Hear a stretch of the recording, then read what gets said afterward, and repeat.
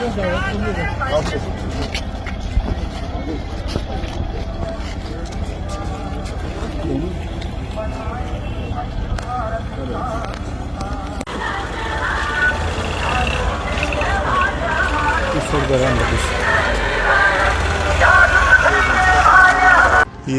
आज जो यहाँ पे हमने एक बैठक करी है उसमें 2-3 मेन मुद्दे थे।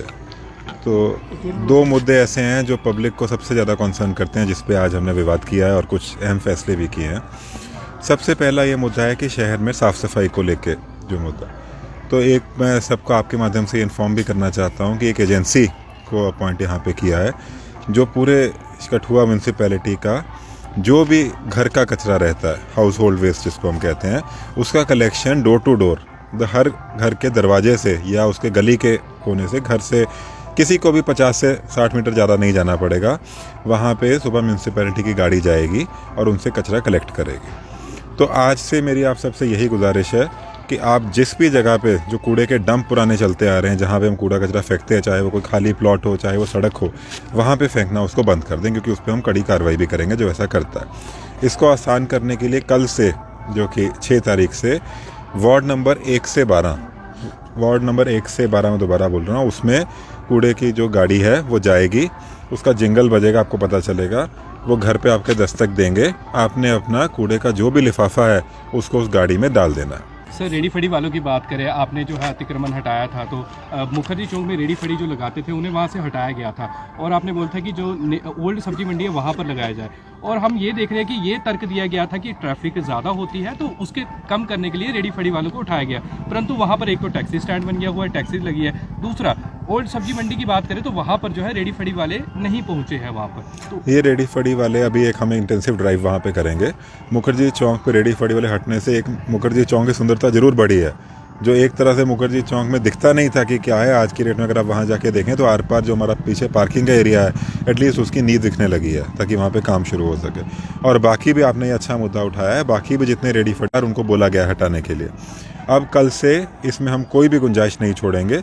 अगर कोई उठाता है तो आज तक हमने किसी के उठा के कभी उसको कोई फाइन पेनल्टी नहीं लगाई है, ना ही किसी के सामान को ख़राब किया है, बट अब हमारे हाथ बंधे हैं और वो मजबूर कर रहे हैं। तो बिल्डिंग मटेरियल की बात करें, सड़कों पर जो है बिल्डिंग मटेरियल बिखरा पड़ा होता है। नगर परिषद के सीईओ भी यहाँ पर हैं, इन्हें भी स्पष्ट रूप से पता है, उन पर कार्रवाई नहीं होती, क्योंकि पिछले दिनों भी अगर शर्मा अल्ट्रासाउंड के पास एक युवक की जो है मृत्यु हुई है और वहाँ पर भी जो है काफ़ी बिल्डिंग मटेरियल जो है वो पड़ा रहता है। ये बिल्डिंग मटेरियल वाली बात आपकी बिल्कुल जायज़ है, इसको इस पर हम लोग करेंगे। एक और बात मैं कहनी जो पिछले मामले में वो ऐड करना चाहता हूँ कि बहुत लोग ऐसा बोलते हैं कि सिर्फ रेडी फड़ी वालों पे ही कार्रवाई हो रही है, दुकान के बाहर भी बहुत लगा।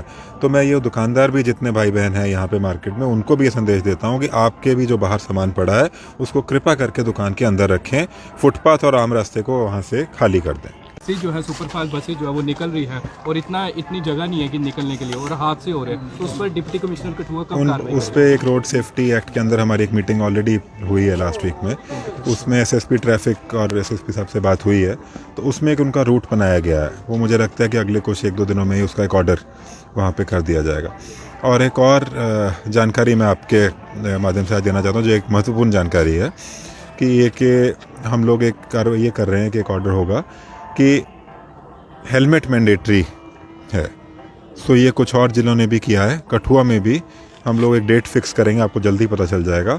कठुआ में भी हेलमेट को मैंडेटरी करने के लिए इसमें ये प्रोविज़न किया जाएगा कि हर लोग हेलमेट जो चला रहा है वो हेलमेट पहने, उनकी जान की, और अगर कोई एक्सीडेंट होता है अगर, तो उसमें उनकी जान बचती है। तो इसलिए ये ऑर्डर आपको मिल जाएगा आज शाम को, कल सुबह, कि जितने भी हमारे यहाँ पे पेट्रोल पंप हैं वो सिर्फ उसी 2 व्हीलर वाले को पेट्रोल सप्लाई करेंगे जिसने हेलमेट लगाया होगा। सर, ये मुहिम पहले भी चलाई गई थी एसएसपी कठुआ द्वारा, परंतु कुछ ही हफ्तों की बात करें सफल दिखी थी, उसके बाद दोबारा से जो है उस तरह से, क्योंकि पेट्रोल पंप के मालिकों का ऐसा कहना था कि हमें उससे नुकसान हो रहा है क्योंकि लोग कठुआ के हेलमेट का इस्तेमाल नहीं करते। मुझे ऐसा लगता है किसी भी प्राइवेट बिजनेस के या पेट्रोल पंप के नुकसान से ज़्यादा एक ज़िंदगी ज़्यादा कीमती है।